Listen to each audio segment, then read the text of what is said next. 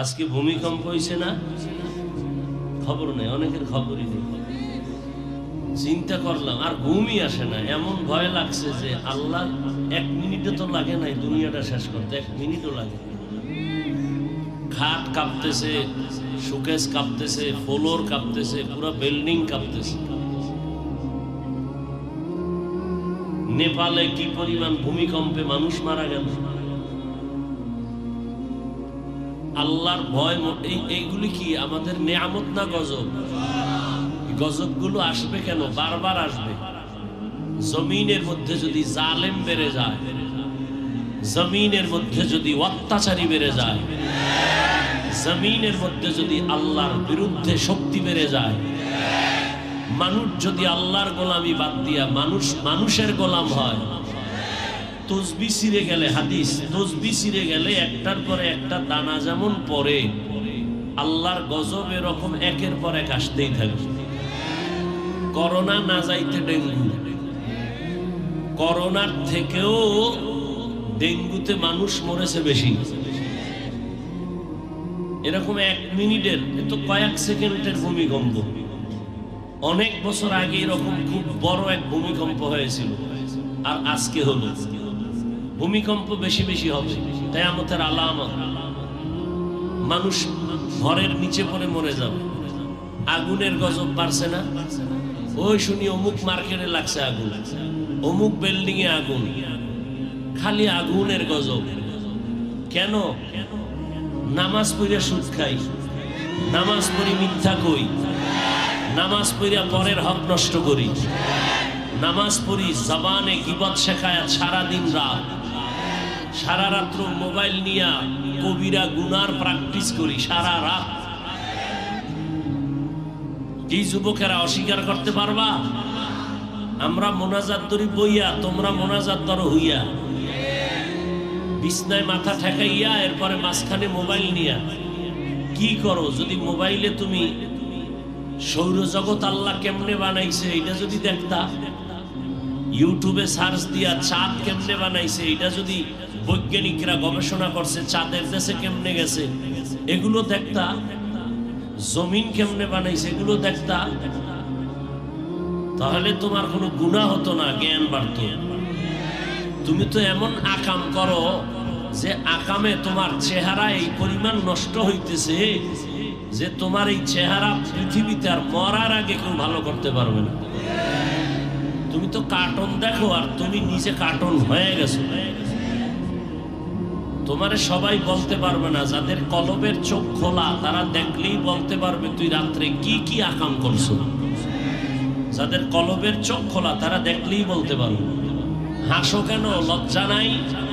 আমি তো হাসির কথা বলি নাই। যদি মানুষত্ব থাকে তো কান্নার কথা, কান্না তো নাই জমিনে। কিছু হুজুরেরা আবার বলে বেশি কাদা লাগে না। আল্লাহ কোরআনে কি বলেন? ফালিয়াযহাকু কলিলা, কম হাসো, ওয়ালিয়াবকু কাসীরা, বেশি বেশি কান্না করো। নূহ নবীর নাম আব্দুল গফফার, কিন্তু নূহ শব্দের অর্থ ক্রন্দন করনেওয়ালা। আল্লাহর কাছে নূহ নবীর কান্না এত বেশি ভালো লাগছে, আল্লাহ সে কান্না শব্দ দিয়া ডাকছেন, ইয়া নূহ, হে ক্রন্দনকারী আমার গোলাম। কান্না নাই। অথচ জমিনে যেদিন আসছিলাম আমার আম্মার থেকে সব দাবি আদায় করছিলাম কি পুঁজি দিয়া। বলতে পারছিলাম আমারে খানা দাও, আমার কি পুঁজি ছিল বলেন? কান্না।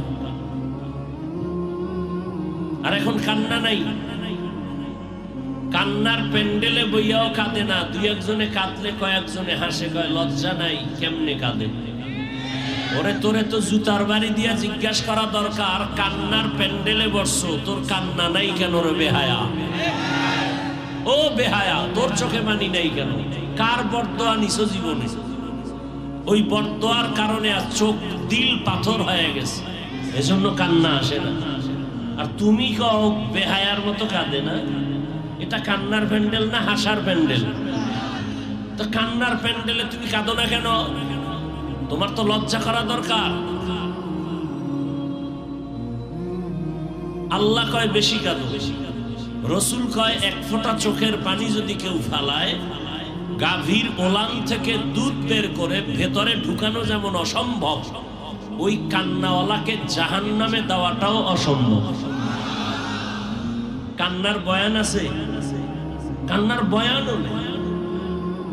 কাঁদবে কিভাবে? আমি নিজেও কাঁদি না, উম্মত কাঁদবে কেন? আমার চোখেই তো বানি নেই। আমি অজে আসা পর্যন্ত গাড়ির মধ্যে ফেসবুক, বয়ানের চেয়ারটার থেকে নামার পরে টুপি নাই, মাথা গরম হয়ে গেছে ওয়াজ করতে করতে, গাড়ির মধ্যে ঢুকে টুপি ফালাই দিচ্ছে, এরপরে আবার ফেসবুক। আমার ডিউটি শুধু মোবাইল, শুধু মোবাইল। দিল পাথর, দিল নরম করার পুরা জমিনে একটা মেডিসিন আছে, দিল নরমে। যার দিল নরম তার কান্না আসবে। দিল নরম করার কয় মেডিসিন? একমাত্র একটা মেডিসিন আছে, মেডিসিনের নাম তাহাজ্জুদের নামাজ। কিসের নামাজ? কোন সময় পড়ে? জোহরের পরে না আগে? কোন সময়? অতি গভীর হয় রজনী যখন, নীরবে প্রভুর নাম জপিও তখন। প্রভুর করুণা যদি পাইবারে চাও, গভীর রাতে উঠে প্রভুর গুণগান গাও। পয়গম্বরে আরবি বলেন, কোরআন আমার কাছে বড় দামি একটা কিতাব, কিন্তু এই আয়াতটা আমার কাছে আরো বেশি দামি যে আয়াতটা আমি পড়লাম। কেন এত দামি? বলেন আমার দয়াময় আল্লাহ এই আয়াতের মাধ্যমে দুনিয়াতে যত মানুষ আছে সবাইকে জান্নাতে নেওয়ার আহ্বান করেছেন। আল্লাহ যদি বলতেন এই মুমিনেরা, তাহলে সব বেঈমানগুলো বাদ পড়ে যাইত, মুমিনরাই আল্লাহর ডাকের সীমানায় চলে আসতো। কিন্তু এই আয়াতের ভেতরে আল্লাহ মুমিন আর মুসলিম বলে ডাকেন নাই, এমন একটা শব্দ ব্যবহার করেছেন, ইয়া ইবাদি, আমার প্রিয় বান্দা বান্দিরা, তোমরা যারা গুনাহ করেছো আসো আমার রহমতের দরজার কিনারায়। এক ফোঁটা চোখের পানি ছেড়ে যদি বান্দা ইস্তেগফার আর তওবা নিয়ে চলতে পারো, আমি আল্লাহ তোমার জন্য জান্নাতের রাস্তা আসান করে দিব। আতিনা ফি দারে দুনিয়া না হাসান, আতিনা ফি দারে উকবা না হাসান, ইয়া গিয়াসাল মুস্তাগীসিন নাহদিনা লাফতিখারা বিল উলুমে ওয়াল গিনা। হর গরি দেনে কো তু তৈয়ার হ্যায়, না মাंगे उससे तू बेजार है।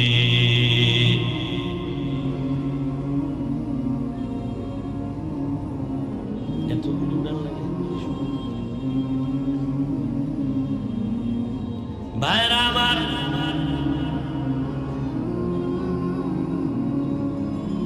আল্লাহর নবী বলেন এই আয়াতের দ্বারা দুনিয়ার সব মানুষকে তওবার পথে আহ্বান করেছেন কে?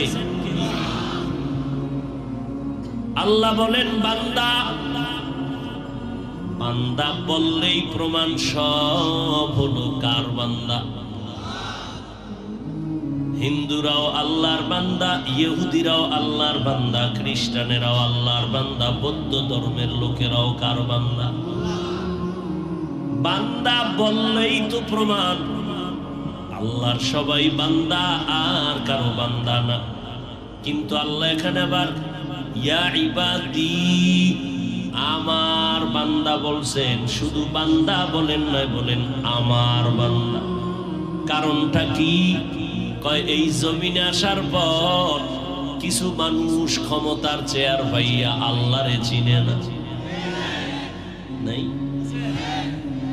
ওই নমরুদ, ওই ফেরাউন নিজেরে খোদা বলে দাবি করলো, এখন আর আল্লাহকে মানতে চায় না। আল্লাহ বলতে কিছু নাই বলার মতো নাস্তিক এই জমিনে আছে না নাই? আল্লাহ কয় ইহুদি ধর্মের মানুষ, তোরা আজকে উজায়ের নবীরে মাথার তাজ বানাইছো, ওই উজায়েরেরও আমি বানাইছি, তোদেরও আমি বানাইছি। অতএব উজায়ের তোদের খোদা না, তোরা উজায়েরের বান্দা না, তোদের মাবুদ আমি আল্লাহ, আমারই তোরা বান্দা। এই খ্রিস্টান ধর্মের মানুষ, তোমরা আজ ঈসা নবীকে মাথার মুকুট বানাইয়া তোমরা মনে করো ঈসা তোমাদের সব। ওই ঈসাকেও আমি আল্লাহ বানাইছি, তোমাদেরও আমি আল্লাহ সৃষ্টি করেছি। তোমরা কেউ ঈসার বান্দা না, ঈসা তোমাদের খোদা না, আমি তোমাদের খোদা, তোমরাই হলা আমার একমাত্র বান্দা। ও বৌদ্ধ ধর্মের লোকেরা, তোমরা গৌতম বুদ্ধকে তোমাদের ধর্মের গুরু বানাইছো। ওই গৌতম বুদ্ধ তোমাদের খোদা না, তার তোমরা বান্দা না, তোমরা আমার বান্দা, আমি তোমাদের মাবুদ। আল্লাহ আমার বান্দা বলিয়া কয়, শয়তানের ধোকায় পড়ে গুনাহের পথে তোরা যারা আমি আল্লাহর বিরোধিতায় লিপ্ত হয়েছো, আয় আমি তওবার দরজা খুলে রাখলাম। তোর গুনাহ করতে করতে করতে করতে একটা পাহাড় বানাইছো, গুনার পাহাড় বানাইতে তোর 40, 50, 70 বছর লাগছে। গুনার পাহাড়, আমি মাওলার দয়া কেমন জানোনি? একটা বিশাল বড় লবণের পাহাড়, কেউ যদি বলে এটাকে কেটে কেটে আর এক জায়গায় স্থানান্তরিত করো, কর্মচারী যদি লাগায় দেয়, কত মাস লাগবে বিশাল এক লবণের পাহাড় এক জায়গা থেকে আর এক জায়গায় স্থানান্তর করার জন্য? আল্লাহ কয় লাগবে না কোনো কর্মচারী।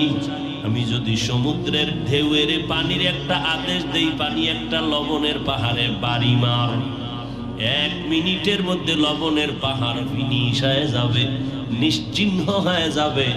এই গোলাম, তোমরা যারা 1 দিন 2 দিন 1 বছর 10 বছর 20 বছর 50 বছর লাগাইয়া গুনাহ করে করে করে করে পাহাড় বানাইছো, আমার কাছে যদি একবার ক্ষমা চাও, চোখের পানি ছেড়ে কাঁদো, আমি আল্লাহর রহমতের দরজা দিয়ে এমন একটা বাড়ি মারবো, তোর পাহাড় বানাইতে লাগছে 40 বছর, ওই গুনার পাহাড়টা আমি ফিনিশ করতে 1 সেকেন্ডও সময় লাগবে না।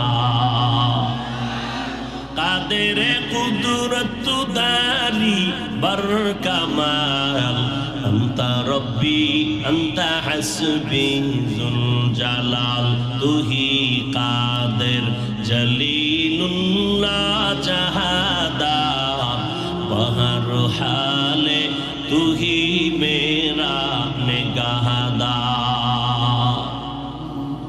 আল্লাহ তাআলা বলেন, অন্যায় যারা করেছো তওবার দরজায় ফিরে আসো রে মুমিন। আমি আল্লাহ এতটা দয়ার মালিক, বান্দা যখন তওবা করবা, আমি আল্লাহ 1 সেকেন্ডের মধ্যে তোমার গুনাহ মাফ করে দিব। ইয়া ইবাদি, ও আমার প্রিয় বান্দা, আমি আমার বান্দা বলার আরো কয়েকটা কারণ আছে। আল্লাহর সাথে বান্দার মোহাব্বত আর ভালোবাসার সম্পর্কের একটা সূত্র আছে, পরিচয় আছে। ছাত্র আর উস্তাদের সাথে একটা ভালোবাসার পরিচয়। আমার ছাত্রকে যদি কেউ বলে আমার ব্যাপারে পরিচয় চায়, ছাত্র যদি বলে এই লোকের নাম এই, বাড়ি অমুক জায়গায়, বাবার নামেই মায়ের নামেই, এটাও একটা পরিচয়। আর সব বাদ দিয়ে যদি বলে এটা আমার উস্তাদ, এটাও একটা পরিচয়, বরং এটা আসল পরিচয়। আমার ছাত্রর ব্যাপারে যদি আমাকে জিজ্ঞাসা করা হয় এই ছাত্র একে, যদি পরিচয় দেই এর নাম এই, অমুক মাদ্রাসায় পড়ে, বাবার নামেই মায়ের নামেই, অমুক এলাকায় থাকে, এটাও একটা পরিচয়। আর সব বাদ দিয়ে যদি বলি আমার ছাত্র, এটাও একটা পরিচয়, এটা আসল পরিচয়। এই আসল পরিচয়ের কারণে মোহাব্বত বেড়ে যাবে। এরে আল্লাহর বান্দা, সন্তান আর বাবার পরিচয়, আমার সন্তান, এই কথা বলার দ্বারা সন্তানের প্রতি মোহাব্বত সবার বেড়ে যাবে, ঠিক নেই? আল্লাহর পরিচয় কি? আসমানের মালিক, জমিনের মালিক, পাহাড়ের মালিক, সূর্যের মালিক, বাতাসের মালিক, হায়াতের মালিক, মৌতের মালিক। যদি এতগুলো পরিচয় না দিয়া ডাইরেক্ট বলি তিনি আমার মাবুদ, এতে আমার মাওলা বেশি খুশি হয়ে যাবে।